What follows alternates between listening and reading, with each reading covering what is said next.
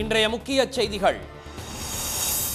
தமிழக மீனவர்கள் சிறைபிடிக்கப்படும் பிரச்சினைக்கு நிரந்தர தீர்வு காண வலியுறுத்தல்.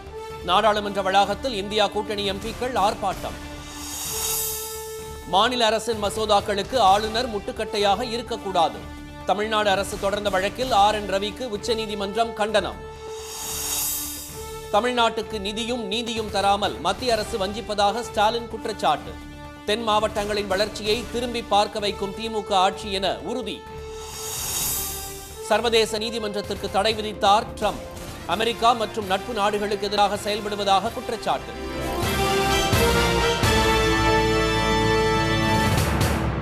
வணக்கம்.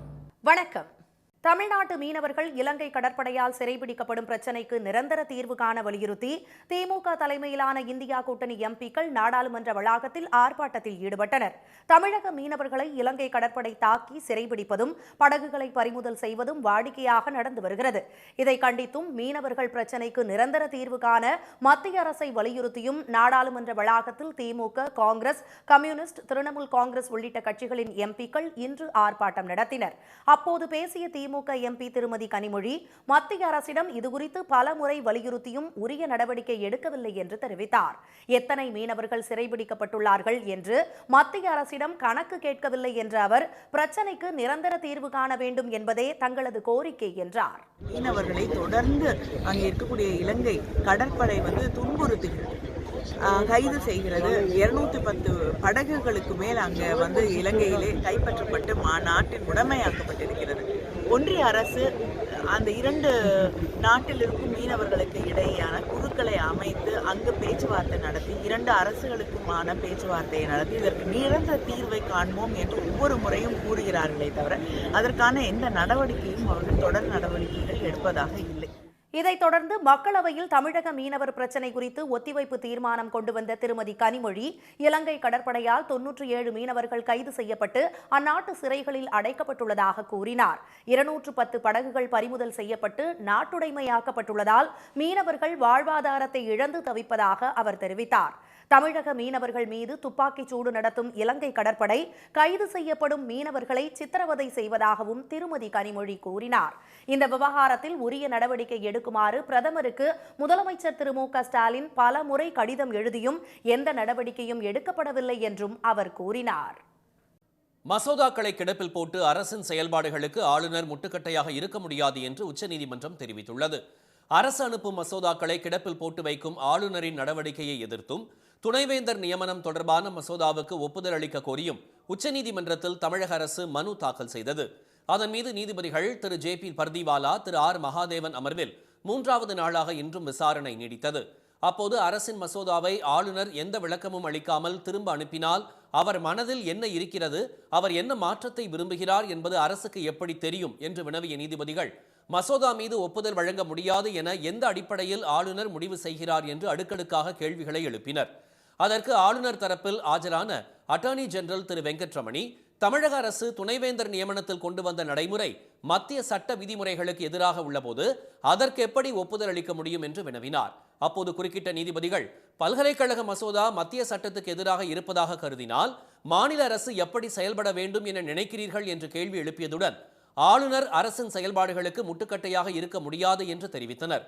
மேலும் 2023ஆம் ஆண்டு மசோதாக்களை குடியரசுத் தலைவருக்கு அனுப்ப உத்தரவிட்ட பிறகு 2 ஆண்டுகளாக எத்தனை மசோதாக்கள் அவரிடம் ஒப்புதலுக்காக உள்ளன என்றும் அவர்கள் கேள்வி எழுப்பினர். அதற்கு பதிலளித்த அட்டார்னி ஜெனரல், மசோதாக்கள் அனுப்பப்படும் 2 மாதங்களில் ஆளுநர் முடிவை தெரிவித்து விடுவதாகவும் 7 மசோதாக்கள் மீதான ஒப்புதலை மட்டுமே நிறுத்தி வைத்திருப்பதாகவும் தெரிவித்தார்.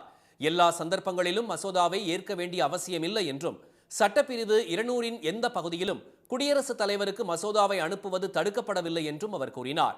ஆனால் அரசியல் சாசன பிரிவு 200இன் முதல் விதியை புரிந்து கொள்ளாமல் மசோதாவை ஆளுநர் நிராகரித்தால் வழக்கில் விசாரிப்பதற்கே ஒன்றுமில்லை என்ற நீதிபதிகள் அதற்கான விளக்கத்தை நீதிமன்றத்தில் தெளிவுபடுத்துமாறு உத்தரவிட்டு விசாரணையை 10ஆம் தேதிக்கு ஒத்திவைத்தனர். தமிழ்நாட்டுக்கு நிதியும் தராமல் நீதியும் தராமல் மத்திய அரசு வஞ்சிப்பதாக முதலமைச்சர் திரு மு.க. ஸ்டாலின் குற்றம் சாட்டியுள்ளார். மாவட்டந்தோறும் கள ஆய்வு மேற்கொண்டு வரும் முதலமைச்சர் நெல்லை மாவட்டத்தில் நேற்றும் இன்றும் அரசு திட்டங்கள் குறித்து ஆய்வு மேற்கொண்டார். நேற்று 6400 கோடி ரூபாய் மதிப்பிலான சூரிய மின்சக்தி திட்டங்களை தொடங்கி வைத்த முதலமைச்சர் இன்று சுமார் 3000 கோடி ரூபாய் மதிப்பிலான 23 முடிவுற்ற பணிகளை திறந்து வைத்ததுடன் 20 புதிய திட்டங்களுக்கு அடிக்கல் நாட்டினார். நெல்லை அரசு மருத்துவக் கல்லூரி மைதானத்தில் நடைபெற்ற விழாவில் 40,000 பயனாளிகளுக்கு வீட்டுமனை பட்டா உள்ளிட்ட பல்வேறு நலத்திட்ட உதவிகளையும் திரு ஸ்டாலின் வழங்கினார். விழாவில் பேசிய முதலமைச்சர் நாங்குநேரி, மருகால்குறிச்சி மற்றும் மூலக்கரைப்பட்டி பகுதிகளில் புதிதாக சிப்காட் பூங்காக்கள் அமைக்கப்படும் என தெரிவித்தார். இன்னும் 5 ஆண்டுகளில் தென் மாவட்டங்களின் வளர்ச்சி திரும்பி பார்க்கும் வகையில் இருக்கும் என்றும் அவர் குறிப்பிட்டார். தமிழ்நாட்டின் திட்டங்களுக்கு முட்டுக்கட்டை போடும் வகையில் மத்திய அரசு செயல்படுவதாகவும் மழை வெள்ள நிவாரணத்திற்கு 36,000 கோடி ரூபாய் கேட்டால் 1% கூட தரவில்லை என்றும் திரு ஸ்டாலின் கூறினார். வெறும் 276 கோடி ரூபாய் நாம கேட்டதுல ஒரு விழுக்காட்டை கூட கொடுக்கல. இப்படிதான் ஒன்றிய அரசு நடந்துகிட்டு இருக்கு. சரி போகட்டும், இந்த பட்ஜெட்லயாவது நம்ம கேட்ட நிதிகளை ஒதுக்கி தருவாங்கன்னு எதிர்பார்த்தோம். அதுவும் இல்லை. தமிழ்நாட்டுக்கு நிதியும் கிடையாது, நீதியும் கிடையாதுன்னு ஒதுக்கிட்டாங்க. மீண்டும் மீண்டும் வஞ்சிக்குது ஒன்றிய பாஜக அரசு. திராவிட மாடல் ஆட்சி குறித்து அவதூறு பேசுபவர்களுக்கும் களங்கம் ஏற்படுத்துபவர்களுக்கும் பதில் கூற விரும்பவில்லை என்றும் திரு ஸ்டாலின் கூறினார். தாமிரபரணி கரையில் 3200 ஆண்டுகளுக்கு முன்பே நெல் பயிரிடப்பட்டதற்கான ஆதாரங்கள் அகழ்வாய்வில் கிடைத்துள்ளதாக குறிப்பிட்ட திரு ஸ்டாலின் பொருணை அருங்காட்சியக பணிகள் வரும் ஏப்ரல் மாதத்திற்குள் நிறைவு பெறும் என்றும் தெரிவித்தார்.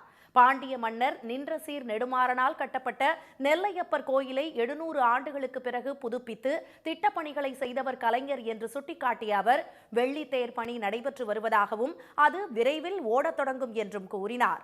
நெல்லை நிகழ்ச்சியை முடித்துக்கொண்டு வாகை குளத்திலிருந்து விமானம் மூலம் முதலமைச்சர் சென்னை புறப்பட்டு சென்றார்.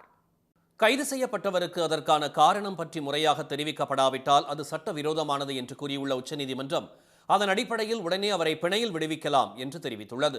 பஞ்சாப் மாநிலம் மோசடி புகாரில் கைதான விகான்குமார் என்பவர் எந்த காரணமும் சொல்லப்படாமல் தாம் கைது செய்யப்பட்டிருப்பதாலும் கைது செய்து நீண்ட நேரம் ஆஜர்படுத்தாமல் இருந்ததாலும் தன்னை ஜாமீனில் விடுவிக்க கோரி தாக்கல் செய்த மனுவை பஞ்சாப் மற்றும் ஹரியானா உயர்நீதிமன்றம் தள்ளுபடி செய்தது. இதனை எதிர்த்து உச்சநீதிமன்றத்தில் அவர் தாக்கல் செய்த மேல்முறையீட்டு மனு நீதிபதிகள் திரு அபய் சோஹா, திரு கோட்டீஸ்வர் சிங் அமர்வு முன்பு இன்று விசாரணைக்கு வந்தது. அப்போது தனிநபர் ஒருவர் கைது செய்யப்பட்டால் அதற்கான காரணம் என்ன என்பதை பற்றி அவருக்கு தெரிந்திருக்க வேண்டும் என்பது அரசியல் சாசனத்தின் 22வது பிரிவின் 1வது உட்பிரிவு வழங்கியிருக்கும் அடிப்படை உரிமை என்று நீதிபதிகள் தெரிவித்தனர். கைது செய்யப்பட்டதற்கான முகாந்திரம், அதற்கான பிரிவு என்ன போன்ற விவரங்களை கைதானவருக்கு தெரிந்த மொழியில் அவருக்கு புரியும் விதத்தில் தெரிவிப்பது அவசியம் என்ற நீதிபதிகள் காவல்துறை அதிகாரிகளும் இது தொடர்பான தகவல்களை கைது செய்யப்படும் நபரின் உறவினர்கள் அல்லது நண்பர்களுக்கு தெரிவிக்க வேண்டியது குற்றவியல் நடைமுறை சட்டத்தின் 50வது விதிப்படி கட்டாயம் என்பதை நினைவில் கொண்டிருப்பது முக்கியம் என்று சுட்டிக்காட்டினர். அதேபோல் கைதானவரை நீதிமன்றத்தில் ஆஜர்படுத்தும் போது அவருக்கு இந்த விவரங்கள் அனைத்தும் முறையாக தெரிவிக்கப்பட்டிருக்கிறதா, அவர் எந்த நேரத்தில் கைது செய்யப்பட்டார் ஆகியவற்றை கீழமை நீதிமன்ற நீதிபதிகள் விசாரித்து தெரிந்து கொள்ள வேண்டும் என்ற உச்சநீதிமன்ற நீதிபதிகள் அவ்வாறு எந்த விவரமும் தெரிவிக்கப்படாமல் ஒருவர் கைது செய்யப்பட்டிருக்கிறார் என்றால் அவரை உடனே ஜாமீனில் விடுவிக்க உத்தரவிடலாம் என்றும் தெரிவித்தனர். இதன் அடிப்படையில் மேல்முறையீடு மனு தாக்கல் செய்த விகான்குமாருக்கு கைது பற்றி எந்த விவரமும் தெரிவிக்கப்படாததை கருத்தில் கொண்டு அவரை உடனே ஜாமீனில் விடுவிக்கவும் நீதிபதிகள் உத்தரவிட்டனர். சர்வதேச குற்றவியல் நீதிமன்றத்திற்கு தடை விதித்து அமெரிக்க அதிபர் டிரம்ப் உத்தரவு பிறப்பித்திருப்பது உலக நாடுகளிடையே பெரும் அதிர்ச்சியை ஏற்படுத்தியுள்ளது. நெதர்லாந்தின் தி ஹேக் நகரில் செயல்பட்டு வரும் இந்த நீதிமன்றம் போர்க்குற்றங்கள் மற்றும் இனப்படுகொலை தொடர்பான வழக்குகளை விசாரித்து வருகிறது. காசாவில் பொதுமக்கள் மற்றும் மருத்துவமனைகள் தாக்கப்பட்ட விவகாரத்தில் இஸ்ரேல் அதிபர் பெஞ்சமின் நெதன்யாகுவுக்கு எதிராக சர்வதேச குற்றவியல் நீதிமன்றம் கைது வாரண்ட் பிறப்பித்தது. இதற்கு கண்டனம் தெரிவித்த அவர் ஜனநாயக முறையில் தேர்ந்தெடுக்கப்பட்ட தமக்கு எதிராக பல்வேறு குற்றச்சாட்டுகளுக்கு ஆளான நீதிபதிகள் உத்தரவு பிறப்பிப்பதை ஏற்க முடியாது என்றும் கூறியிருந்தார். 3 நாட்களுக்கு முன்பு டிரம்பை நெதன்யாகு சந்தித்த போது டிரம்புக்கு தங்கத்தால் ஆன பேஜர் ஒன்றை பரிசளித்தார். கடந்த ஆண்டு செப்டம்பர் 17 மற்றும் 18ஆம் தேதிகளில் லெபனான் முழுவதும் ஹிஸ்புல்லா இயக்கத்தினரை குறிவைத்து பேஜர்களும் வாக்கி டாக்கிகளும் வெடிக்க வைக்கப்பட்டதில் பொதுமக்கள் உட்பட 47 பேர் உயிரிழந்தனர். 3000த்திற்கும் மேற்பட்டோர் காயமடைந்தனர். இத்தாக்குதல் குறித்து நெதன்யாகுவுக்கு ட்ரம்ப் பாராட்டு தெரிவித்ததாக கூறப்படுகிறது. பின்னர் செய்தியாளர்களிடம் பேசிய ட்ரம்ப் தமது சேவைக்கு அதிகமான நோபல் பரிசு வழங்க வேண்டும் என்று கூறினார். இரு தலைவர்களும் சந்தித்து பேசியதற்கு 3வது நாளில் சர்வதேச குற்றவியல் நீதிமன்றத்திற்கு ட்ரம்ப் தடை விதித்துள்ளார். அமெரிக்கா மற்றும் அதன் நட்பு நாடுகளை குறிவைத்து சர்வதேச நீதிமன்றம் செயல்பட்டு வருகிறது என்ற குற்றச்சாட்டை இதற்கு அவர் காரணமாக கூறியுள்ளார். இந்த தடையின் மூலம் சர்வதேச குற்றவியல் நீதிமன்ற நீதிபதிகள் மற்றும் ஊழியர்களுக்கு எதிராக சொத்து முடக்கம், விசா தடை போன்ற நடவடிக்கைகளை அமெரிக்கா எடுக்கும் என கூறப்படுகிறது. சர்வதேச நீதிமன்றத்தை 125 நாடுகள் அங்கீகரித்துள்ள நிலையில் அமெரிக்காவும் இஸ்ரேலும் அதன் உறுப்பு நாடுகளாக இல்லை என்பது குறிப்பிடத்தக்கது. இதனிடையே USAID எனப்படும் அமெரிக்க அரசின் சர்வதேச மேம்பாட்டு முகமையை மூட உத்தரவிட்டிருந்த ட்ரம்ப் தற்போது அதன் 9700 பணியாளர்களை உடனடியாக பணிநீக்கம் செய்து உத்தரவு பிறப்பித்துள்ளார். மகாராஷ்டிரா சட்டமன்ற தேர்தலில் மிகப்பெரிய அளவில் முறைகேடு செய்துதான் பாஜக வெற்றி பெற்றுள்ளதாக எதிர்க்கட்சித் தலைவர் திரு ராகுல் காந்தி குற்றம் சாட்டியுள்ளார்.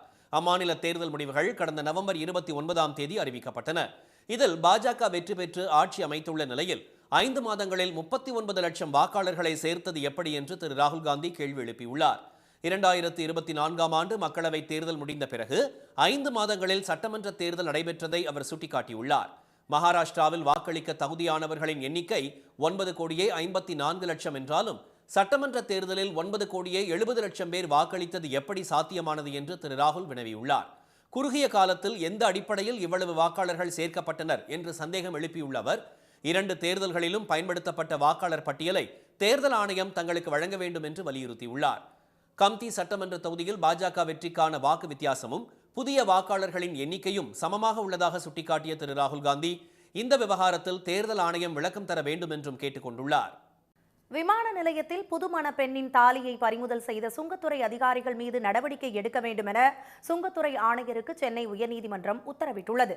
இலங்கையை சேர்ந்த தனுஷிகா என்பவர் 2023ஆம் ஆண்டு சென்னையை சேர்ந்த ஜெயகாந்த் என்பவரை மதுராந்தகம் சார் பதிவாளர் அலுவலகத்தில் பதிவு திருமணம் செய்து கொண்டார்.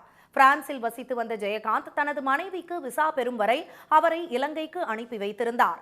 விசா கிடைத்ததை அடுத்து சென்னை திரும்பிய தனுஷிகாவிடம் சோதனை நடத்திய சுங்கத்துறை அதிகாரிகள் அவர் அணிந்திருந்த வளையல், தாலி சங்கிலி உள்ளிட்டவை குறித்து கேள்வி எழுப்பி அவற்றை பறிமுதல் செய்தனர். இந்த நகைகளை திருப்பித் தர உத்தரவிடக் கோரி உயர்நீதிமன்றத்தில் தனுஷிகா வழக்கு தொடர்ந்தார். வழக்கை விசாரித்த நீதிபதி திரு கிருஷ்ணன் ராமசாமி நமது மரபுப்படி அதிக எடையில் தாலி சங்கிலி அணிவது வழக்கம் என்று குறிப்பிட்டு இந்த மரபுகளுக்கு அதிகாரிகள் மதிப்பளிக்க வேண்டும் என்று தெரிவித்தார். இன்னும் மணவாழ்க்கையை தொடங்காத பெண்ணின் தாலி சங்கிலியை அகற்றிய செயல் நியாயமற்றது என கூறிய நீதிபதி நகைகளை திருப்பி ஒப்படைக்க உத்தரவிட்டார். பயணிகள் அணிந்திருக்கும் தங்க நகைகளுக்கு சுங்கவரி சட்டத்தில் விலக்கு அளித்துள்ள நிலையில் தாலி சங்கிலியை பறிமுதல் செய்த அதிகாரிகளுக்கு எதிராக விசாரணை நடத்தி நடவடிக்கை எடுக்குமாறு சுங்கத்துறை ஆணையருக்கு நீதிபதி உத்தரவிட்டார். இனி வருவது செய்தி துளிகள். கர்நாடக முன்னாள் முதலமைச்சர் திரு எடியூரப்பா போக்சோ வழக்கிலிருந்து தம்மை விடுவிக்க கோரி தாக்கல் செய்த மனுவை கர்நாடக உயர்நீதிமன்றம் நிராகரித்துவிட்டது. அவர் மீதான வழக்கை விசாரித்து வரும் சிறப்பு நீதிமன்றம் குற்றப்பத்திரிகையை ஏற்றதை ரத்து செய்ய வேண்டும் என்று திரு எடியூரப்பா கூறியிருந்தார். குற்றப்பத்திரிகையை சிறப்பு நீதிமன்றம் ஏற்றதை ரத்து செய்த உயர்நீதிமன்றம் போக்சோ வழக்கு தொடர்பான விசாரணை தொடர்ந்து நடக்கும் என்றும் திரு எடியூரப்பாவுக்கு முன்ஜாமீன் வழங்கியும் உத்தரவிட்டது. வங்கிகளின் குறுகிய கால கடனுக்கான ரெப்போ வட்டி விகிதம் 0.25% குறைக்கப்பட்டுள்ளதாக ரிசர்வ் வங்கி தெரிவித்துள்ளது. ரெப்போ வட்டி விகிதம் 6.5%இலிருந்து 6.25%ஆக குறைக்கப்பட்டுள்ளது. 5 ஆண்டுகளுக்கு பிறகு ரெப்போ வட்டி விகிதத்தை ரிசர்வ் வங்கி குறைத்திருப்பது குறிப்பிடத்தக்கது. இதன் மூலம் வீடு, வாகனம் மற்றும் தனிநபர் கடன்களுக்கான வட்டி விரைவில் குறையும் என எதிர்பார்க்கப்படுகிறது. பழனியில் உலக நலன் வேண்டி நடந்த சித்தர் வழிபாட்டில் ஜப்பானியர்கள் தமிழர் பாரம்பரிய உடையணிந்து கலந்து கொண்டனர். அங்குள்ள புலிப்பாணி சித்தர் ஜீவ சமாதியில் அகத்தியர், போகர் உள்ளிட்ட 18 சித்தர்களுக்கு பூசை நடைபெற்றது. போகரும் புலிப்பாணியும் எழுதிய ஓலைச்சுவடிகள் வைக்கப்பட்டு வழிபாடும் யாகமும் செய்யப்பட்டன. இதில் ஜப்பானிய சுற்றுலா பயணிகள் வேட்டி சேலை அணிந்து கலந்து கொண்டனர். ஸ்ரீபெரும்புதூர் அருகே சுங்குவார் சத்திரம் சாம்சங் தொழிற்சாலையில் தொழிலாளர்கள் 3 பேரை பணியிடை நீக்கம் செய்த நிர்வாகத்தை கண்டித்து தொழிலாளர்கள் நடத்தி வரும் உள்ளிருப்பு போராட்டம் 3வது நாளாக இன்றும் நீடிக்கிறது. வெம்பக்கோட்டை 3ஆம் கட்ட அகழ்வாய்வில் சுடுமண்ணால் ஆன மனித உருவத்தின் கால் பகுதி, பளிங்கு கல் ஆகியவை கண்டெடுக்கப்பட்டுள்ளன. விருதுநகர் அருகே விஜய கரிசல் குளம் மேட்டுக்காடு பகுதியில் 3ஆம் கட்ட அகழ்வாய்வு பணிகள் கடந்த ஜூன் 18ஆம் தேதி முதல் நடைபெற்று வருகின்றன. இதில் இதுவரை 3000த்திற்கும் மேற்பட்ட தொல்பொருட்கள் கிடைத்திருக்கின்றன. ஒகேனக்கல் காவிரி ஆற்றில் நீர்வரத்து இன்று திடீரென அதிகரித்தது. காவிரி நீர்பிடிப்பு பகுதிகளில் மழை குறைந்ததால் தமிழகம் மற்றும் கர்நாடக எல்லைப் பகுதியில் உள்ள பிலிகுண்டுருவில் நீர்வரத்து படிப்படியாக குறைந்து கொண்டே வந்தது. நேற்று வினாடிக்கு 300 கனஅடியாக இருந்த நீர்வரத்து இன்று 1200 கனஅடியாக அதிகரித்தது. இதனால் ஒகேனக்கல்லில் மெயின் அருவி, ஐந்தருவி உள்ளிட்ட அருவிகளில் தண்ணீர் ஆர்ப்பரித்து கொட்டுகிறது.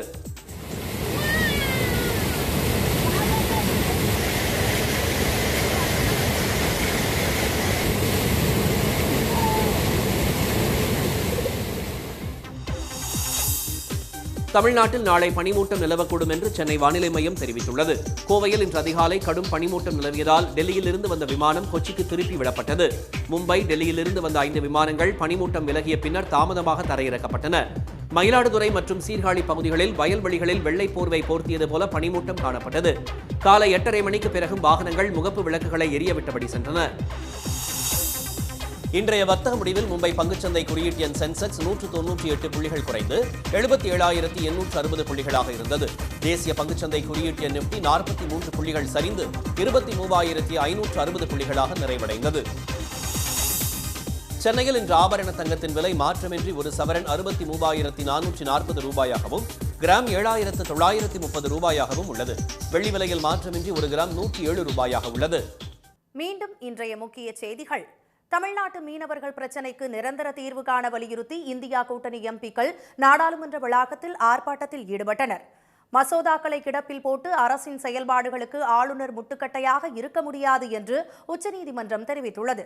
தமிழ்நாட்டுக்கு நிதியும் தராமல் நீதியும் தராமல் மத்திய அரசு வஞ்சிப்பதாக முதலமைச்சர் ஸ்டாலின் குற்றம் சாட்டியுள்ளார். இத்துடன் இந்த செய்திகள் நிறைவடைந்தன. மீண்டும் சன் டிவியில் செய்திகள் காலை 7:30 மணிக்கு. செய்திகளை உடனுக்குடன் தெரிந்து கொள்ள QR கோடை ஸ்கேன் செய்து சன் நியூஸ் வாட்ஸ்அப் சேனலில் இணைந்திருங்கள். வணக்கம். வணக்கம்.